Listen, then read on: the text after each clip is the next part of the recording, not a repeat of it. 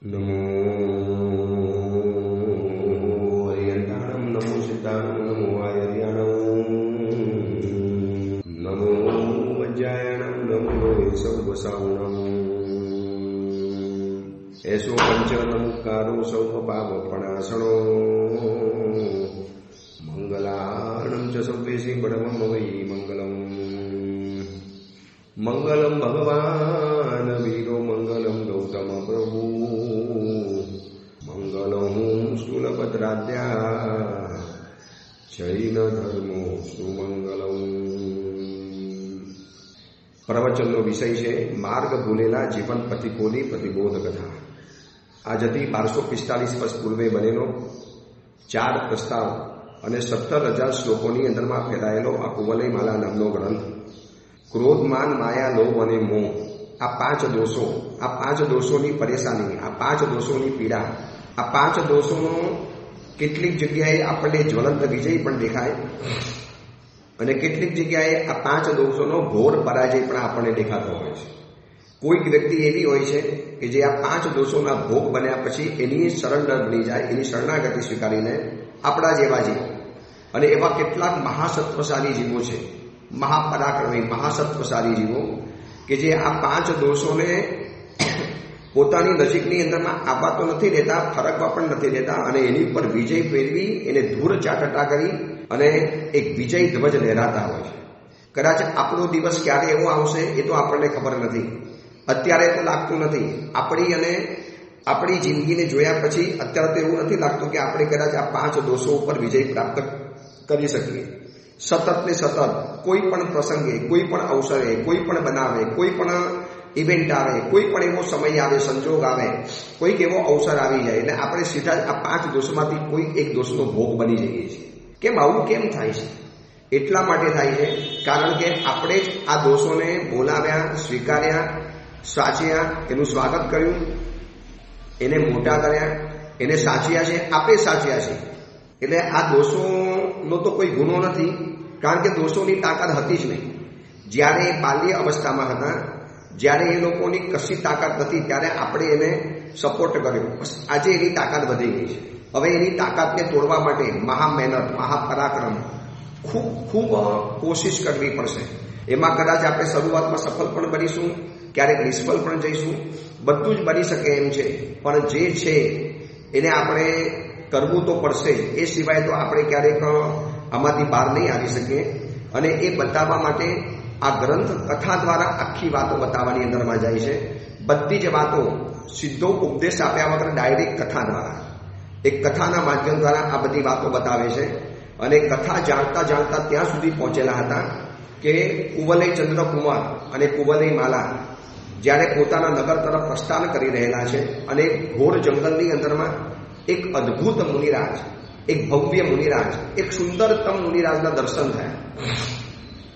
અતિ ઉત્કૃષ્ટ એમનું રૂપ, અતિ સરસ સૌંદર્ય, અતિ સરસ એમનું તેજ, આ બધુંને જોયા પછી એવા અભિભૂત બની ગયા, પ્રભાવિત બની ગયા કે મુનિ ભગવાનને પૂછે છે કે સાહેબ, આપને આ સંયમ જીવન લેવાનું મન થયું છે એના કારણે?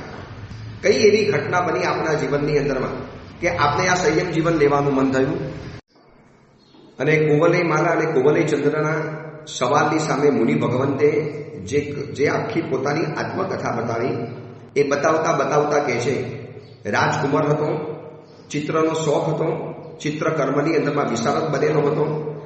એટલે આર્ટ દોરવું, ડ્રોઈંગ કરવું એ મારા જીવનનો એકદમ મોટો જબરજસ્ત શોખ હતો.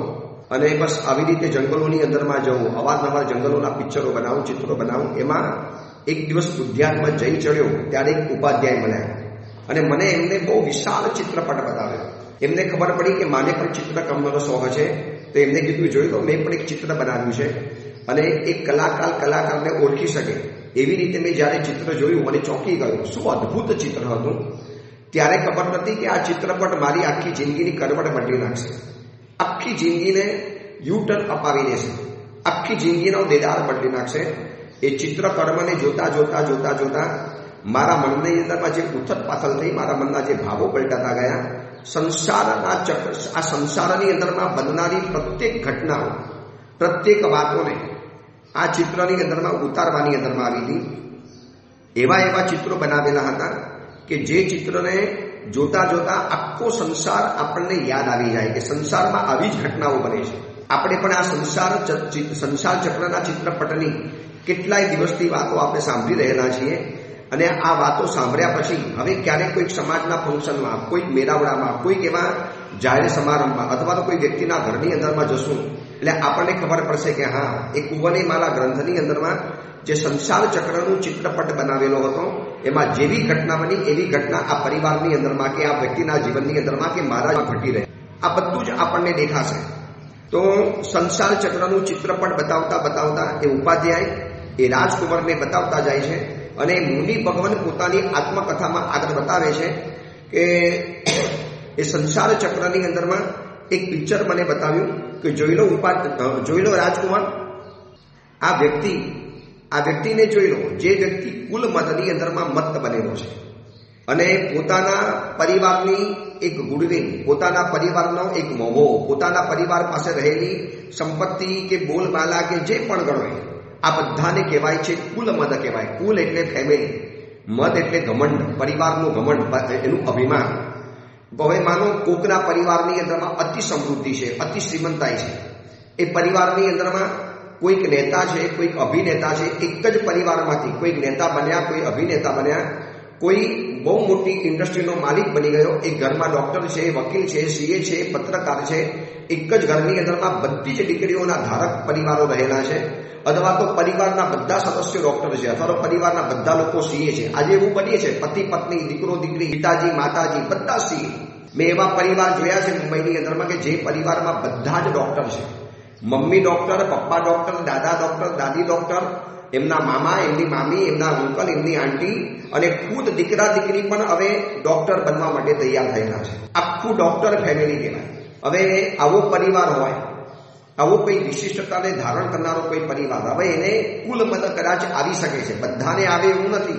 પણ આ ચિત્રપટની અંદરમાં એક ઉપાધ્યાય એ રાજકુંવરને બતાવે છે અને મુનિવર કુવલયચંદ્ર કુવલયમાલાને કહે છે કે સંસાર ચક્રના ચિત્રપટની અંદરમાં મને જ્યારે કુલ મતનું પિક્ચર બતાવ્યું, વ્યક્તિ ઘમંડથી ફૂલાય છે, છાતી કાઢીને ફરે છે, સીનો તાણીને ફરે છે અને એને એમ થાય છે કે મારા જેવો કોઈ પરિવાર નહીં, મારા પરિવાર જેવો આ દુનિયામાં કોઈ જ પરિવાર નથી. મારો પરિવાર એટલે સુપર પરિવાર, મારો પરિવાર એટલે રીચ પરિવાર, મારો પરિવાર એટલે સર્વશ્રેષ્ઠ પરિવાર, મારો પરિવાર એટલે બેસ્ટ પરિવાર. પણ એ વ્યક્તિને ખબર નથી કે આજે તો પરિવારનો કુલ મત કરો છો, પણ આવતા ભવની અંદરમાં મરીને કદાચ કાગડા બનીશું, કદાચ કૂતરા બનીશું, કદાચ આવતા ભવની અંદરમાં કોઈક એવી હલકી યોનિની અંદરમાં જો આપણે જઈ ચડ્યા, કોઈ આદિવાસી કુટુંબની અંદરમાં, કોઈ એવા ગુલામ પ્રથા જે પરિવારમાં હજી પણ ચાલે છે એવા પરિવારની અંદરમાં, કોઈ દૂરના એવા આદિવાસી બિલકુલ પછાત, બિલકુલ તરછોડાયેલા એવા વર્ગની અંદર મારો જન્મ થઈ ગયો, કોઈ ઝૂંપડપટ્ટીમાં જન્મ થઈ ગયો, અથવા તો કૂતરા, કાગડા કે ગધેડાના ભવની અંદરમાં જો જન્મ થયો, ક્યાં આપણને એ વખતે કુલમત આપણને યાદ આવવાનો હતો? શું એ વખતે આપણને યાદ આવશે હું ગયા ભવનો ડોક્ટર હતો, ગયા ભવનો સીએ હતો, ગયા ભવનો મેં સીએ કરેલું હતું, અરે મારી પાસે આટલી ફેક્ટરી હતી, હું આવો રહેલો હતો. કુલ મદ એટલે પોતાના પરિવારનો એક મદ ચડી જાય, પોતાના પરિવારનો એક વર્ચસ્વ વધારવાનું મન થાય. આજે કેટલીક જ્ઞાતિઓની અંદરમાં એવા માણસો છે કે જેને પોતાની જ્ઞાતિનું એટલું બધું અભિમાન છે, એટલો બધો અહંકાર છે, એટલો બધો એને ઘમંડ માથા ઉપર છડી પડેલો છે કે એના પરિવારમાં અમે જેવા તેવા શાદી ન કરીએ, અમે જ્યાં ત્યાં લગ્ન ન કરાવીએ, અમારા પરિવારમાં જે તે ન આવી શકે. આવા હિન્દુસ્તાનની અંદરમાં અનેક જ્ઞાતિઓની અંદરમાં આવા કુલ મદ છવાયેલા છે. તો એ લોકોને આ સંસાર ચક્રના ચિત્રપટની અંદરમાં સ્થાન મળે છે. યાદ કરો પરમાત્મા મહાવીરના ભવને, પહેલો ભવ નૈષાવનો ભવ, પરમાત્માનો બીજો ભવ દેવલોકની અંદરમાં ગયા અને ત્યાંથી ત્રીજા ભવની અંદરમાં પરમાત્મા મરીચી બન્યા છે. અને મરીચીના ભવની અંદરમાં જ્યારે ભરત ચક્રવર્તીએ ઋષભદેવ પરમાત્માને ખાલી પ્રશ્ન પૂછ્યો કે પ્રભુ આપના સમવસનની અંદરમાં કોઈ ભાવિ તીર્થંકરનો જીવ ખરો? આપ જેમ પ્રથમ તીર્થંકર છો તો ભવિષ્યમાં આપને જેમ કોઈ તીર્થંકર બનવાના હોય? બહુ સહજ રૂપે પૂછાય એનો આ સવાલ. અને પરમાત્માએ કીધું કે ભરત બહુ દૂર જવાની જરૂર નથી, તારા જ પરિવારમાં તારો સૌથી પ્રથમ પુત્ર એ આવનારા ભવની અંદરમાં તીર્થંકરનો આત્મા છે. જેમ હું પ્રથમ તીર્થંકર છું એ અંતિમ તીર્થંકર બનવાનો છે. એટલું નહીં, એ ચક્રવર્તી પણ બનવાનો છે અને આ અવસર પેઢીની અંદરમાં સૌથી પહેલો વાસુદેવ બનવાનો છે. અને આ સાંભળ્યા પછી ભરત ચક્રવર્તીને એમ થયું, ચલો તીર્થંકરના આત્માના દર્શન કરવા તો જવું. એટલે દેશના પરિપૂર્ણ થઈ અને મરીચી જ્યાં હતા ત્યાં જઈને કહે છે કે નવી વંદુત્રી દંડી કવેશ નમુ ભક્તિએ વીર જિનેશ. હું આપને વીર જિનેશ્વર તરીકે વંદન કરું છું. આપનો આત્મા તીર્થંકર બનવાનો, આપનો આત્મા આ અવસર પેઢીના અંતિમ તીર્થંકરના પદરૂપે આપ સ્થાપિત થવાના છો. એ વખતે તો કદાચ હું નહીં હોઉં.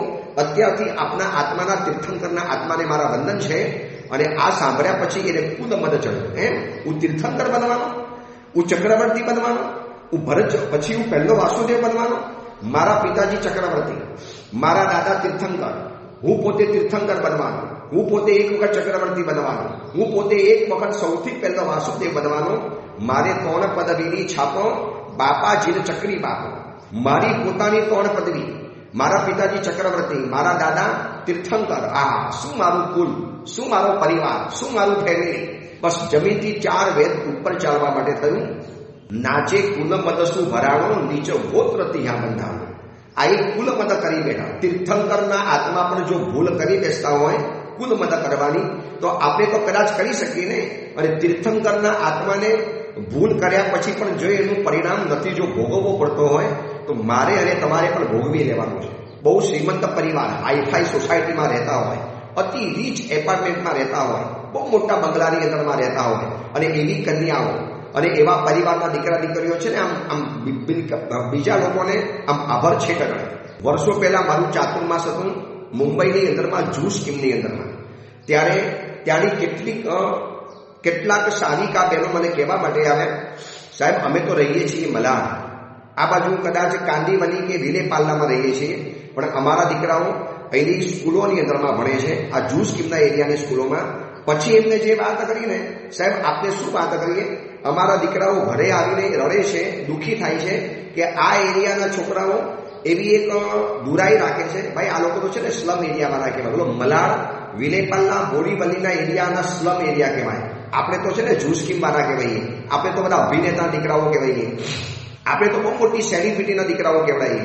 એટલે આપણે આ લોકોની સાથે ફ્રેન્ડશીપ નહીં કરવાની, આપણે આ લોકોની સાથે દોસ્તી વગેરે ન કરી શકાય. સાહેબ એવી બુરાઈ રાખે છે, અમારા દીકરાઓ એવા દુઃખી પડીને ઘરની અંદરમાં આવે છે. ત્યારે મને ખબર પડી કે નાની ઉંમરથી પણ કુલ મદ પરેશાન કરતો હોય. કુલ એટલે પરિવાર, ફેમિલી, પરિવારનો ઘમંડ. આ કુવલેવાલા ગ્રંથ મને અને તમને ચેતવે છે, કદાચ આવું પરિવારનું જો ઘમંડ આપણને આવતો હોય, આપણા પરિવારની અંદરમાંથી બહુ બધા પુણ્યશાળી આત્મા હોય, વિશિષ્ટ પદવી પામ્યા હોય, વિશિષ્ટ જગ્યાઓની અંદરમાં સ્થાન પામ્યા હોઈએ, તો એનો કોઈ અહંકાર કે ઘમંડ કરવા જેવો નથી. કારણ કે આ ઘમંડ કયા ભવની અંદરમાં આપણને ફેંકી દેશે ખબર નથી. આ અરિહંત પરમાત્મા મહાવીરના આત્માએ કરેલો કુલમત આવનારા ભવની અંદરમાં 82 દિવસ સુધીનું છેલ્લું પણ તેમને લેણું ચૂકવવું પડ્યું છે. વચલા તો કેટલાય ભવોની અંદરમાં જવું પડ્યું, નિજ ભવની અંદરમાં. અને 11,80,645 માસક શ્રમણ કર્યા પછી પણ જે કર્મ હરવું ન થયું, તો છેલ્લે 82 દિવસનું પણ કર્મ પરમાત્માને ભોગવવું પડ્યું. દેવાનંદાની કુક્ષીની અંદરમાં 82 દિવસ રહીને. હવે વિચારી લેજો કે આપણે તો આવા કુલમદ કેટલા કરતા આવીશું, આપણે આવા કેટલાય કુલમદની અંદરમાં ફસાયેલા આવીશું. વારે તહેવારે આપણે આવા કેટલાય કુલમદને વારંવાર કરતા આવીશું. જો કરતા હોઈએ તો આ કુવલેમાલા ગ્રંથનું આ સંસાર ચક્રનું પિક્ચર આપણને બતાવી રહેલું છે. એમાં વળી જે વિદેશમાં રહેતા હોય, કોઈ મોટા દેશની અંદરમાં રહેતા હોય, જ્યાં જવા માટે લોકો પડાપડી કરતા હોય. હમણાં આવે છે ને, અમેરિકામાંથી બધાને ડિપોર્ટ કરી દેવાની અંદરમાં આવે છે, બધાને પાછા મોકલવામાં આવે છે. અને એવા સમયની અંદરમાં બોલાને થાય, જોયું અમે અમેરિકામાં કેવા વેલસેટ છીએ, કેવો અમારી ત્યાં અમારું કેવું, યુએસએમાં અમારું કેવું વર્ચસ્વ રહેલું છે. આવું જો થોડું ઘણું પણ અભિમાન આવી ગયું તો આ કુલ મન આવનારા ભવમાં કાગડા કે કૂતરાના ભવની અંદરમાં ફેંકી દેશે.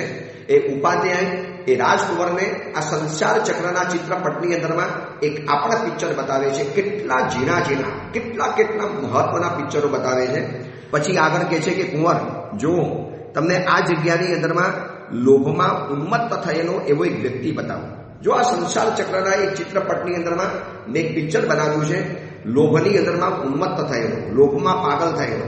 બસ હું કંઈક મેળવું છું, બસ મને રોજ મળે છે.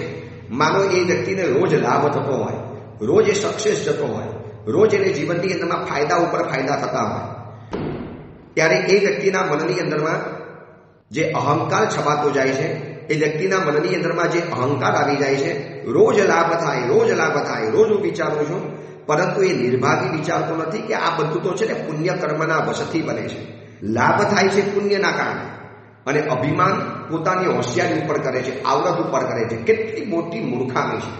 આ કુવલયમાલા ગ્રંથ આપણી આંખ ખોલે છે આ સંસાર ચક્રનું ચિત્રપટ બતાવીને. એ ચિત્રપટનો એ રાજકુમારને બતાવ્યો, એ તો મુનિ બની ગયા, પરંતુ આ ચિત્રપટ આજે આપણી પણ આંખ ખોલે છે કે માનો પુણ્યના કર્મથી જો લાભ થાય છે તો જસ પુણ્ય કર્મને આપો, પોતે જસ નહીં લેવાનું. મને જીવનમાં સફળતા મળતી હોય, સક્સેસ મળતી હોય, હું આજે પ્રવચન કરું છું, મને સક્સેસ મળે છે, અને જેમ જેમ સક્સેસ મળતી જાય એમ પ્રવચન વધુ ને વધુ કરતો જાઉં, મને લાભ થતો જાય, તો મારે બિલકુલ માની લેવા જેવું છે કે આ મારી તાકાત નથી, પુણ્ય કર્મની તાકાત છે. જે દિવસે પુણ્ય કર્મ પરવારી જશે, જે દિવસે પુણ્ય કર્મ મારો હાથ છોડી દેશે, જે દિવસે પુણ્ય કર્મ મારી સામે પણ જોવા તૈયાર નહીં થાય, એ વખતે મારી પાસે આમાંની એક પણ સિદ્ધિ નથી રહેવાની. અને જેમ જેમ લાભ થતો જાય એમ વ્યક્તિ એમ માને બસ મને લાભ થાય છે, મને મળે છે, મારા કારણે મળે છે, મારી હોશિયારીથી મળે છે, પણ આ બધું કર્મના વશથી બને છે. એટલે ગુજરાતીની એક સરસ મજાની કવિતા આવે છે, બહુ પહેલા વાંચેલી હતી, પણ વાંચતાની સાથે એટલી બધી ગમી ગઈ કે ગાથાની જેમ ગોખાઈ ગઈ. દરિયો કહે છે કે મારી પાસે પાણી અપાર છે. એક કવિએ કલ્પના કરી છે, દરિયો એમ કહે છે કે જો મારી પાસે કેટલું બધું અપાર પાણી છે, મારી પાસે કેટલું બધું પાણી છે. દરિયો કહે છે કે મારી પાસે પાણી અપાર છે, પણ એને ખબર નથી કે આ બધું જ નદીઓનું ઉધાર છે. ભાઈ, તને જે પાણી મળ્યું છે ને એ બધું નદીઓ પાસેથી ઉધાર છે, તારું પોતાનું થોડું રહેલું છે. આમથી કેટલી નદીઓ તારી અંદરમાં ઠલવાઈ ગઈ અને એમાંથી દરિયો બની ગયો. દરિયાએ અહંકાર નથી કરવા જેવો. માનો આપણી પાસે કોઈ પણ સત્તા, સમૃદ્ધિ કે કોઈ પણ ચીજનો દરિયો આપણી પાસે હોય તો માની લેવાનું કે આ બધું પુણ્યનું ઉધાર છે. પુણ્ય છે તો મળે છે. જે દિવસે પુણ્ય પરવારી જશે બધું જ આપણી પાસેથી ખતમ થઈ જવાનું, બધું જ આપણી પાસેથી ચાલી જવાનું. પુણ્ય નથી તો કશું જ નથી. એટલે આ બધું કર્મવશ બને છે ને. રાજકુમાર વિચારજો, તમે પણ રાજકુમાર છો, અને તમારી પાસે પણ રૂપ છે, સમૃદ્ધિ છે, સત્તા છે, સંપત્તિ છે, પણ આ બધું જ પુણ્ય કર્મથી મળે છે. એટલે લોભી માણસને આ સત્ય ખબર નથી પડતી. એટલે મને મળે છે, મને મારી હોશિયારીથી મળે છે, મને મારાથી મળે છે. આજે જેટલા પણ શ્રીમંતો છે, જેટલા પણ સક્સેસ વ્યક્તિઓ છે, જેટલા પણ સફળ વ્યક્તિઓ છે, શું એ વ્યક્તિને આ સત્ય ખબર હશે કે ભાઈ પુણ્ય કર્મ ગણો, ભાગ્ય કહો, ડેસ્ટિની કહો, જે પણ કહો, સફળતા એનાથી મળે છે. તમે સફળતાના માલિક નથી. સફળતાનો ખરો માલિક તો પુણ્ય કર્મ રહેલો છે. જો કુંવર, હું તમને એક બીજું પિક્ચર બતાવું. જો આ બાજુ જો, સંસાર ચક્રના ચિત્રપટની અંદરમાં એટલા બધા ચિત્રપટ બનાવેલા છે. આ કુવલયમાલા ગ્રંથમાં મેં જ્યારે પણ વાંચ્યા ત્યારે દિલ આફરીન પોકારી ગયું. શું એ ઉપાધ્યાયે સંસાર ચક્રના ચિત્રપટની કલ્પના કરી અને એક એક ચિત્રપટના ચિત્ર બનાવેલા છે. એક મોટું ચિત્રપટની કલ્પના કરો અને ચિત્રપટની અંદરમાં નાના દોરા, નાના સર્કલની અંદરમાં અલગ અલગ પિક્ચરોની કલ્પના કરો. એટલે આપણને આ ઉદ્ધાર ચિત્રો દેખાવા માટે માંગશે. એમાં એક ચિત્ર છે, જો કુંવર તમને બતાવું છું, એક પંડિત છે, એક પ્રવચનકાર છે, એક વક્તા છે, એક સ્પીકર છે. જો મેં એનું ચિત્ર બનાવ્યું છે, જે પોથી હાથની અંદરમાં લઈ, પુસ્તક હાથની અંદરમાં લઈ, નોંધ પોથી હાથની અંદરમાં લઈ અને પ્રવચન વગેરે આપી રહેલો છે. ભલે પ્રવચન આપે સારી વાત છે, પ્રવચન આપે સારી વાત છે, પરંતુ એ પ્રવચનકાર પ્રવચન આપે છે પણ એના જીવનમાં શીલના ઠેકાણા નથી, એના પોતાના જીવનમાં આચરણ નથી. ખાલી જીભ બોલે છે, જીવન તો બોલતું જ નથી. અને જે ઉપદેશની પાછળ આચરણ નથી, એ ઉપદેશની અસર ક્યારે પડતી નથી. એટલા માટે એક સરસ મજાની વાત બતાવી દો. આપણા તીર્થંકર પરમાત્મા જન્મથી 3 જ્ઞાની છે, મતિ જ્ઞાન, સૂત્ર જ્ઞાન અને અવધિ જ્ઞાન. જન્મતાની સાથે 3 જ્ઞાન છે. માના પેટમાં હતા ત્યારથી 3 જ્ઞાનના માલિક છે. અને દીક્ષા લીધી ત્યારથી પરમાત્માની સાથે એક નવું જ્ઞાન જોડાઈ ગયું, જેનું નામ છે મનઃ પરમ જ્ઞાન.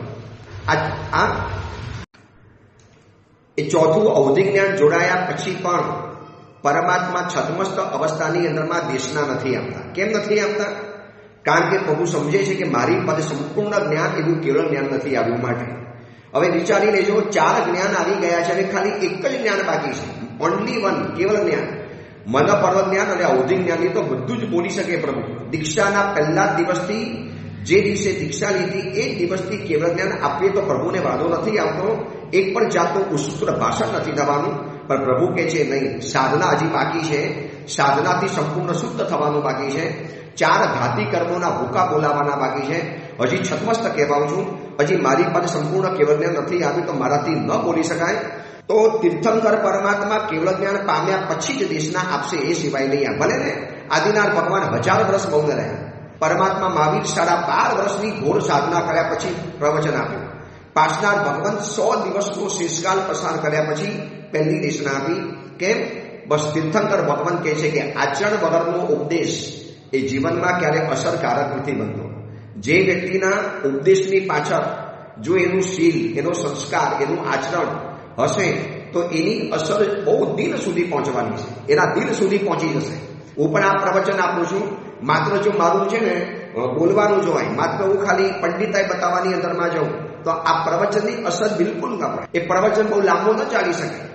એમ માનવું પડે કે પ્રવચન આપતા પહેલા પ્રવચન જીવવું પડતું હોય છે.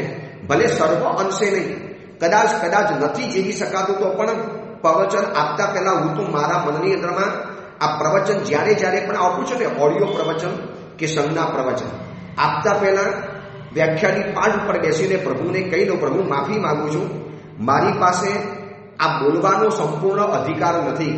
પ્રભુ આ જે બોલું છું ને બધી વસ્તુ મારા જીવનની અંદરમાં નથી. પ્રભુ હું પણ છદ્મસ્ત છું, હું પણ 8 કર્મોને વશ થયેલો છું, પણ પ્રભુ માફ કરજો, એક બોલવાની જવાબદારી છે માટે બોલી લઉં છું. પ્રભુ એવી તાકાત આપો કે આ બધું જ મારા જીવનની અંદરમાં જીવી શકું, મારા જીવનની અંદરમાં આચરણ કરી શકું અને મારા જીવનની અંદરમાં આ બધું જ ઉપદેશ ચરિતાર્થ કરી શકું, એવી તાકાત મને આપજો. એટલા માટે દીક્ષાના પહેલા દિવસથી કોઈ પણ સાધુને પ્રવચન આપવાની પરમિશન નથી મળતી. ભલે કદાચ સંસારપણાની અંદરમાં બહુ મોટો મોટિવેશનલ પ્રવચનકાર હોય, સ્પીકર હોય.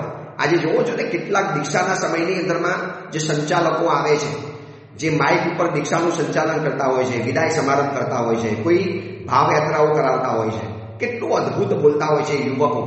પણ આ યુવકો કદાચ માનો આવતીકાલે સંયમ જીવનના માર્ગે આવ્યા તો એમને ચૂપચાપ પોતાના સ્વાધ્યાયમાં લાગી જવાનું, ખૂણામાં બેસી જવાનું. પહેલા દિવસથી હવે એમ કહીને, ભાઈ હું તો પરુષદ પર્વ કરાવવા જતો હતો, હું તો નવપદની હોળીઓ કરાવતો હતો, ઠેર મેં પ્રવચનો આપ્યા છે, મને બધું જ આવડે છે, દીક્ષાના પહેલા દિવસથી મને પ્રવચનની છૂટ આપી દો.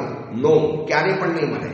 એને જો કરવાના, એને કેટલોક અભ્યાસ કરવાનો, કેટલીક જીવનની શુદ્ધિઓ પ્રાપ્ત કરવાની અને પછી ગુરુ પરમિશન આપે પછી એને પ્રાપ્ત થાય. મને પોતાને દીક્ષાના 25 વર્ષ, 24 થી 25 વર્ષ પછી મને પ્રવચનની પાઠ ઉપર બેસવાનો અધિકાર મળ્યો. અધિકાર એટલે પછી જોયું કે ભણેલા છે એટલે બેસાડી દો. હજી મારી જાતની સામે હું જોઉં છું તો એમ નથી લાગતું કે મને સંપૂર્ણ અધિકાર છે બોલવાનો, કારણ કે સર્વગુણ સંપન્ન તો હું પણ નથી. આ 5 દોષોનો ભોગ હું પણ મારા જીવનમાં ક્યારેક બની જાઉં છું. તો એ મુનિ, એ ઉપાધ્યાય, એ રાજકુંવરને કહે છે કે જો આ એક મોટિવેશનલ સ્પીકર, આ એક પ્રવચનકાર, એક વક્તા, એ બોલે છે ખરો પણ એની પાસે શીલ નથી, એની પાસે એવા પ્રકારનું આચરણ નથી, તો જ્ઞાનની શું કિંમત? એવું જ્ઞાન એની પાસે શું કરવાનું? આજે મોટા મોટિવેશનલ સ્પીકરો હોય છે જે હજારો રૂપિયાની ફી લઈ અને લોકોને મોટિવેટ કરતા હોય છે. હું તમને નામ નથી આપતો, પણ 2 બહુ મોટી કક્ષાના મોટિવેશનલ સ્પીકરો બહુ સારી કક્ષાના હતા અને બંને જણાએ એકબીજા ઉપર જે કાદવ ઉછાળ્યો, એકબીજાને જે બદનામ કરવાની કોશિશ કરી. શેના માટે?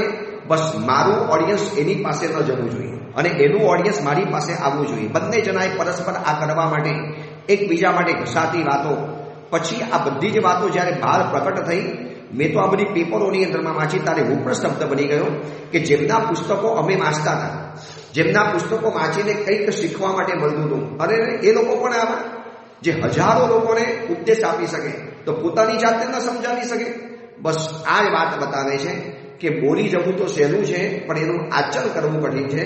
ભલે બોલે છે, સારી વાત છે, લોકોને સારો ઉપદેશ આપે છે, પણ એટલું તો સ્વીકારી લે કે ભાઈ બોલું છું પણ આચરણ હજી મારી પાસે એવું નથી આવ્યું. જેવું બોલું છું એવું મારી પાસે જીવનની અંદરમાં આચરણ નથી. જોઈ લો, આવા વક્તાઓ પણ અહીંયા દેખાય છે આ પિક્ચરની અંદરમાં. હવે તમે જો રાજકુમાર, એક તમને નવું ચિત્ર બતાવો. એક ચિત્રની અંદરમાં એક તપસ્વી છે, એક તપ કરનારો છે, એક વ્યક્તિ છે જે જંગલોની અંદરમાં જઈ અને ઘોર તપસ્યા તપે છે. અને એ તપસ્યા કરનારો પુરુષ જંગલની અંદરમાં તો રહે છે, જંગલમાં જાય છે, પણ એ તપસ્યાનો એને અહંકાર નડે છે. ભલે 2 હાથ ઉપર રાખે, એક પગ ઉપર રાખે. હમણાં મહાકુંભ મેળાની અંદરમાં એવા કેટલાય ઘોર તપસ્વીઓ, મુનિઓના, તપસ્વીઓના, સંન્યાસીઓના સમાચારો વાંચ્યા પેપરોની અંદરમાં કે જે કેટલાય 12 વર્ષથી પોતાનો હાથ નીચે નથી કર્યો. કેટલા લોકોએ કેટલાય વર્ષોથી ઊભા તપસ્યા કરી છે, જમીન ઉપર બેઠા પણ નથી, સૂતા પણ નહીં, જમીન ઉપર બેઠા પણ નથી, બધી જ ક્રિયાઓ ઊભા બતાવે છે. 12 વર્ષથી જમીન ઉપર નથી બેઠા આવા ઘોર તપસ્વીઓ. પણ માનો એ લોકોને જો તપનો અહંકાર આવી ગયો, પોતાના તપની વડાઈ પોતે પણ ગાય, પોતે પણ કરે. આજે ઘણી વ્યક્તિઓને છે ને વર્ષી તપ ચાલતા હોય, પછી આપણે પૂછીએ સહજ રૂપે કે ભાઈ બધા જમવા માટે બેઠા, તમારે જમવા નથી બેસવું? અને ભાઈ અમારે તો વર્ષી તપ ચાલે છે, અને 25મો વર્ષી તપ છે. જો આવું બોલી ગયા ને તો પછી ગયું એનો તપ અહંકારના કારણે ધોવાઈ જવાનું. કેમ એની કહેવાની જરૂર પડી? એટલું કેવું તું ને ભાઈ નથી વાપરવાનું. પછી એ બહુ પૂછે, પરાણે પૂછે, તારે કહી દેવાનું ભાઈ આજે ઉપવાસ છે. છતાં પણ પછી પૂછે કે કેમ ભાઈ આજે ઉપવાસ, કોઈ ભારે તહેવાર નથી, કેમ કઈ તપ ચાલે છે? તારે કહેવાનું હા તપ ચાલે છે. ત્યાં સુધી ખુલાસો નથી કરવાનો. પછી છતાં આગળ પૂછે કયો તપ? વર્ષી તપ ચાલે છે? તારે કહેવાનું કે હા વર્ષી તપ ચાલે છે. પછી પણ ખુલાસો નથી કરવાનો, છતાં પણ એ પૂછે કેટલામાં? તારે તમારે વાટે ટાળવાની. ચાલે છે દેવગુરુની કૃપાથી. આ પહેલો છે, ના ચાલે છે. બહુ વારંવાર પૂછે તારે છેલ્લે કદાચ પરાણે એમ કહેવું પડે ભાઈ બહુ લાંબી તપસ્યા નથી, પરમાત્માની કૃપાથી ચાલી રહેલા છે વર્ષી તપ. આ 25મો વર્ષી તપ કરવાનું સૌભાગ્ય પ્રાપ્ત થયું છે. આવું છેલ્લે બોલે ને ત્યારે માનવું પડે કે તપ છે, પણ તપનો ઘમંડ નથી, અહંકાર નથી. આજે તપસ્યાના પારણાની અંદરમાં જે રીતે પત્રિકાઓ છપાય, જે રીતે બહુમાન સમારંભ થાય, અને બહુમાન સમારંભની અંદર માનો એકાદ વખતે નામ લેવાનું રહી ગયું, કદાચ નામનો ઉલ્લેખ કરવાનો રહી ગયો, અને પછી જે તોફાન અને જે બધી વસ્તુઓ પાછળની બનતી હોય છે ને, આ બધાના અમે સાક્ષી છીએ. તો આ તપનો પણ ઘમંડ હોય છે. તો રાજકુમાર જોઈ લો, આ સંસાર ચક્રની અંદરમાં આ એક તપસ્વી છે, કાવસપ કરે છે, ઘોર તપસ્યા કરે છે, હાથ વગેરે ઉપર રાખીને તપસ્યા કરે છે, પણ એનો અહંકાર, એનો ગર્વ તપનો નાશ કરી નાખે છે. જોઈ લો, આ બધા જીવો છે, આ બધા જીવો ઉત્તમમાં ઉત્તમ જીવો છે. આ સંસાર ચક્રની અંદરમાં તમને આવા બધા અનેક જીવો જોવા માટે મળશે. આ સંસાર ચક્રની અંદરમાં તમને આવા જીવો વારંવાર જોવા માટે મળશે. જોઈ લો, તમને એક નવો જીવ બતાવું. આ તરફ બાણ ખેંચીને કોઈક રહેલો એક ભયંકર પુરુષમય ચિત્ર છે. જોઈ લો, જે બાણ ખેંચીને ઉભેલો છે, અને જંગલની અંદરમાં તમને જંગલ દેખાય છે, જંગલમાં બાણ પકડીને ઉભેલો છે, અને એ આ જીવોનો શિકાર કરવા માટે તત્પર થયો છે. પણ એ શિકારીને ખબર નથી, એ હન્ટરને ખબર નથી કે અત્યારે તો જીવોને મારી લો, પણ એ નરકની વેદના આવતીકાલે જ્યારે ભોગવવાનો વારો આવશે ને, ત્યારે આંખમાંથી આંસુ પાડવાનો પણ સમય નહીં મળે. આજે બિનજરૂરી હિંસા કરનારા, માત્ર શોખ માટે શિકાર કરનારા, અત્યારે તો કદાચ શિકારનો કાયદો આવી ગયો છે, પણ જ્યારે આપણો આ દેશ હિન્દુસ્તાન અંગ્રેજોનો ગુલામ હતો, અને એ સમયની અંદરમાં અંગ્રેજોના લાટ સાહેબો જંગલોની અંદરમાં જતા હતા, અને વાઘ અને સિંહના જે ક્રૂર રીતે શિકાર કરતા હતા ને, એના કેટલા ઇતિહાસો મળે છે. સફારી નામનું મેગેઝિન વાંચી લેજો. કેટલી જાતના, એમ કહેવાય છે કે હજારો વાઘ અને સિંહને આ દેશમાંથી ખતમ કરી દેવાની અંદરમાં આવે. પછી આ અભયારણ્ય બન્યા, ગીરનું અભયારણ્ય, અને એમાંથી સિંહ વગેરેને બચાવવાની ઝુંબેશ ચાલી, વાઘ બચાવવાની ઝુંબેશ ચાલી. એમ થવાની અંદરમાં આવ્યું કે હજારો વાઘમાંથી વાઘ અને સિંહ નામશેષ થવાની અંદરમાં આવ્યા. એટલી બધી ઘોર કટલે આમ ચલાવેલી હતી. જો એ બધાને જીવોને ખબર હતી કે આ કરેલો શિકાર આવતીકાલે કેવા નરકની અંદરમાં અમને રહી જશે. તો આજે ભલે શિકાર કરવાની પ્રથા નથી, પરંતુ મોબાઈલ દ્વારા એક પબજી નામની ગેમ રમાતી હોય, મોબાઈલની અંદરમાં એવી હિંસક ગેમ રમાતી હોય, મોબાઈલની અંદરમાં એવી ફોજી નામની ગેમ રમાતી હોય, જેમાં હિંસા હોય, મારામારી હોય, કાપી હોય. ભલે કદાચ તમે હાથમાં બંદૂક લઈને નથી ફોડતા, પણ ભાવ તો સાચો આવે છે ને. કેટલાય યુવકો અને યુવતીઓ કલાકોના કલાકો આવી હિંસક ગેમની અંદરમાં પસાર કરે છે. આ એક નવી જાતના હન્ટર છે, નવી જાતના શિકારીઓ છે. જંગલમાં નહીં જાય. સૈનિક રાજાને યાદ કરો, એક ખાલી હરણને માર્યું અને એનો એક પ્રશંસા કરી, એના એક અહંકાર કર્યો, તો તીર્થંકર નામ કર્મ નિકાચિત કર્યા પછી પણ આજની તારીખમાં નરકની અંદરમાં છે. તીર્થંકરનો આત્મા નરકમાં ન જાય, પણ સૈનિક રાજાએ કરેલો અહંકાર એને પોતાને ભારે પડ્યો અને નરકની અંદરમાં લઈ ગયો. બસ આખું સંસાર ચક્ર છે. આ સંસાર ચક્રની અંદરમાં આવા તો ઢગલાબંધ પ્રસંગો હજી આવવાના છે. હજી કદાચ સંસાર ચક્રના એટલા બધા પ્રવચનો થવાના છે, કારણ કે એક એક સંસાર ચક્રના જે ચિત્રો બતાવેલા છે ને, એ આપણા માટે એટલા બધા કામના છે, એટલા બધા રોજબરોજ જીવનમાં કામ લાગે એમ છે. ચલો, એ અંગેની બીજી વિશેષ વાત આપણે આવતીકાલે કરીશું. એ જ મંગલ કામના, મંગલ ભાવના. જીનાગના વિરુદ્ધ કાંઈ પણ બોલાયો હોય તો મિચ્છામી દુક્કડમ.